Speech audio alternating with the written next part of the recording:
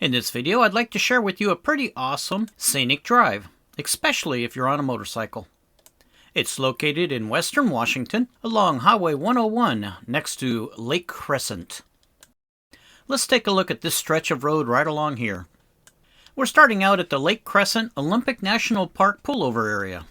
It has some wonderful views of the lake, a nice placard explaining why the lake is actually divided, and the wildlife at this pullover spot seemed to be pretty familiar with tourists' inability to not feed them. We weren't too concerned about the attack duck, but when this raven descended on us, we made sure to keep our eye on him.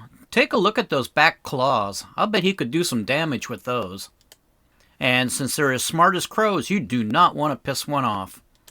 Alright, let's begin our journey. I'm going to run it at 2x speed. You can use the YouTube speed controls to either speed it up to a faster speed or slow it down to normal driving.